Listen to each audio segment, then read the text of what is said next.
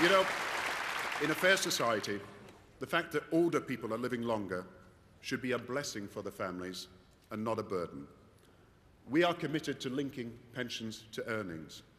And I'm proud that we'll now be implementing for the first time the equality for women in the retirement. No one should live in fear of their old age because they worry their social care will impose financial burdens they can never afford to face. And the minute they need care puts the family home at risk. The generation that rebuilt Britain from the ashes of the war deserves better. And so I can tell you today that Alan Johnson and I will also bring forward new plans to help people to stay longer in their own homes and provide greater protection against the cost of care, dignity and hope for everyone in their later years.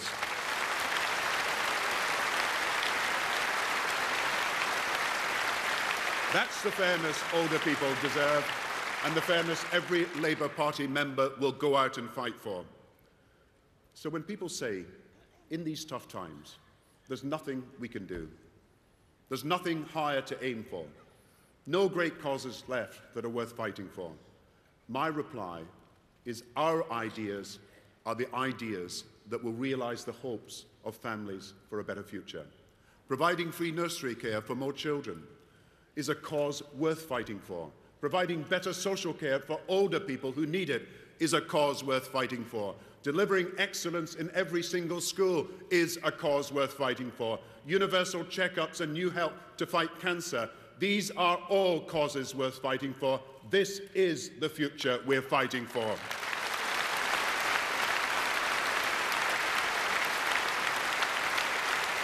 And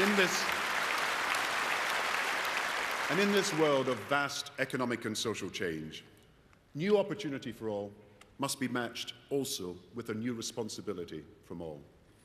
Our aim is a something for something, nothing for nothing Britain, a Britain of fair chances for all and fair rules applied to all.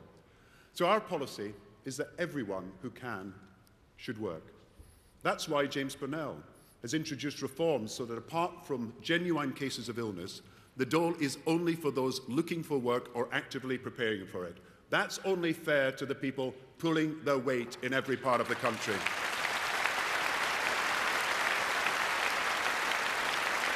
And let me be clear also about our new Labour policy on crime. Taking action on the causes of crime will never again mean indulging those who perpetrate it. Fairness demands that we both punish and prevent. And so Jackie Smith and Jack Straw are introducing a landmark reform in our justice system to put victims first.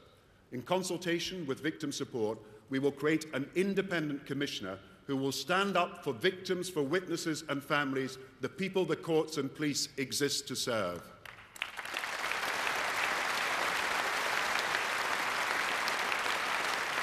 And justice seen is justice done. So you'll be seeing more neighbourhood policing on the street, hearing more about verdicts from our courts, able to see the people who offended doing community payback, which will be what it says, hard work for the public benefit, at the places and times the public can see it. That's only fair to the law-abiding majority of our country. And nobody in Britain should get to take more out of the system than they're willing to put in. I'm proud that Britain will honour our obligations to provide refuge from persecution. And we recognise the great contribution that migrants make to our economy and to our society. But the other side of welcoming newcomers who can help Britain is being tough about excluding those adults who won't and can't. And that's why we've introduced the Australian-style points-based system, the citizenship test, the English language test, and we will introduce a migrant charge for public services. That's only fair to the public who play by the rules and to new citizens who uphold our rules.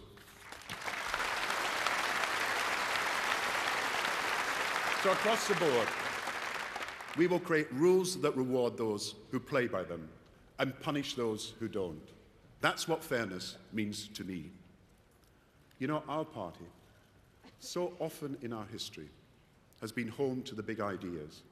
Ideas later taken for granted, but revolutionary in their time. Just think, the vote for working men, and then for women, the National Health Service, legal protection from race and sex discrimination. These are no longer just Labour policies. These are established British values. They are the common sense of our age because of what the Labour Party has done. You know,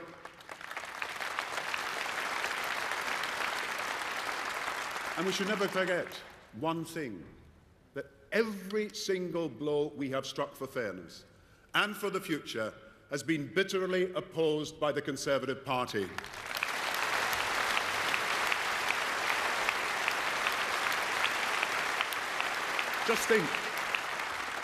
Just think where our country would be if we'd listened to them. No paternity leave, no New Deal, no Bank of England independence, no Sure Start, no devolution, no civil partnerships, no minimum wage, no investment in the NHS, no new nurses, no new police, no new schools. So let's hear no more from the Conservatives. We did fix the roof while the sun was shining.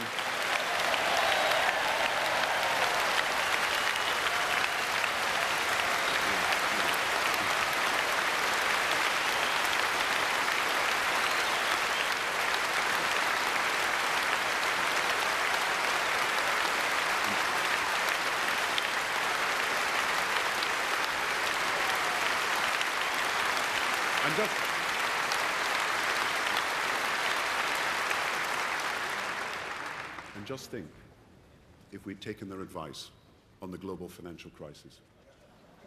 Their policy was to let Northern Rock fold and imperil the whole financial system.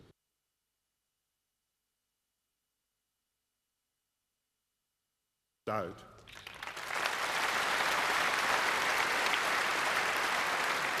Their policy said, in this week of all weeks, that speculative short selling should continue. We acted decisively to end reckless speculation. And you know, the Conservative policy would mean that at this very moment, there would be no regulation at all to protect homeowners. We are the party protecting homeowners' rights in this country. And do you know what their shadow chancellor really said last week? In the week that banks were collapsing, the man who wants to run our economy not only said, this is not a problem caused by the financial markets, but he went on to say, and I quote, that it's a function, yes, that it's a function of financial market that people make loads of money out of the misery of others. Just imagine where we'd be if they'd been in a position to implement their beliefs last week.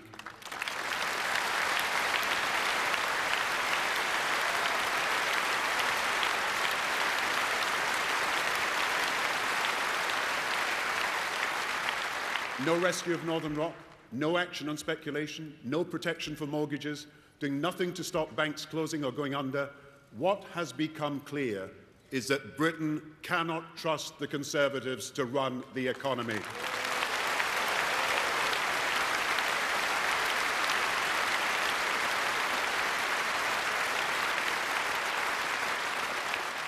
And I'm all in favour of apprenticeships. But let me tell you, this is no time for a novice.